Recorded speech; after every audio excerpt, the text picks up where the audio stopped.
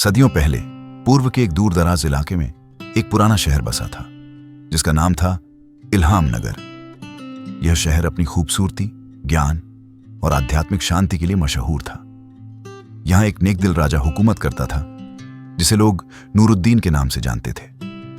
नूरुद्दीन सिर्फ एक राजा नहीं बल्कि एक आलिम, दरवेश और रहनुमा भी था। उसका एक कथन शहर भर में मशहूर था, अंधेरे को बुरा कहने से बेहतर है एक चिराग जला दो। नूरुद्दीन अब बुढ़ापे को पहुंच चुका था और जानता था कि जिंदगी का सफर अब खत्म होने वाला है। उसने फैसला किया कि अब एक नया रहनुमा चुना जाना चाहिए जो सिर्फ तख्त का नहीं बल्कि अकल, रहम और हौसले का वारिस हो। लेकिन उसने ऐलान किया, मेरा उत्तराधिकारी वही होगा जो अंधकार में रोशनी तलाश करेगा और दूसरों को रास्ता दिखाएगा। यह सुनकर वजीरों, शहजादों और सरदारों में हलचल मच गई।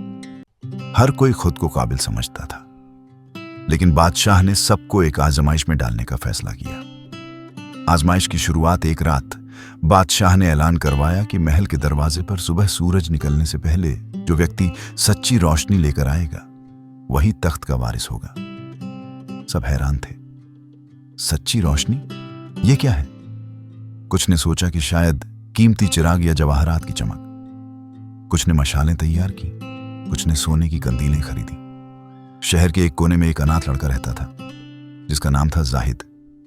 वह एक दर्जी के यहां काम करता था, सारा दिन मेहनत करता और रात को अपनी बीमार मां की सेवा करता।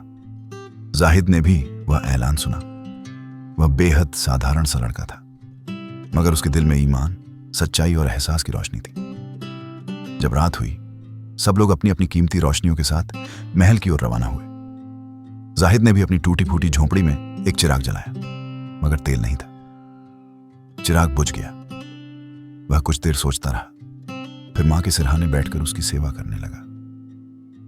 मां की तबीयत खराब थी, वह कराह रही थी। जाहिद ने नरम हाथों से मां का सिर दबाया, दवा दी और सारी रात उसके पास जागता रहा।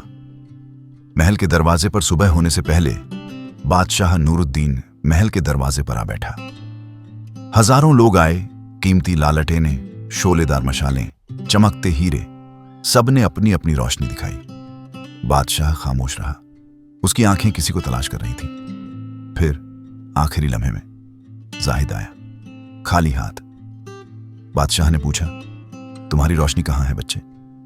जाहिद ने सर झुकाकर कहा, मैं चिराग जलाना चाहता था मगर तेल नहीं था। मेरी मां बीमार थी, मैं उसे अकेला छोड़कर नहीं जा सकता था। मेरी रोशनी सिर्फ इतनी है कि मैंने किसी का दिल दुखाए बिना उसकी सेवा की।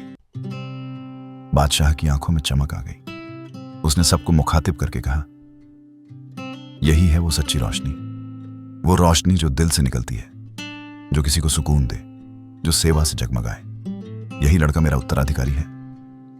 महल में सन्नाटा छा गया। फिर नारे गूंजे, जिंदाबाद जाहिद, अंधेरे में चिराग जलाने वाला बादशाह। परिणाम जाहिद, जो एक साधारण सा अनाथ था, मोहब्बत, सेवा और सच्चाई की वजह से सल्तनत का बादशाह बना। उसने वही तालीम जारी रखी जो नूरुद्दीन ने दी थी। अंधेरा कभी बुरा नहीं होता अगर तुम्हारे दिल में रोशनी हो।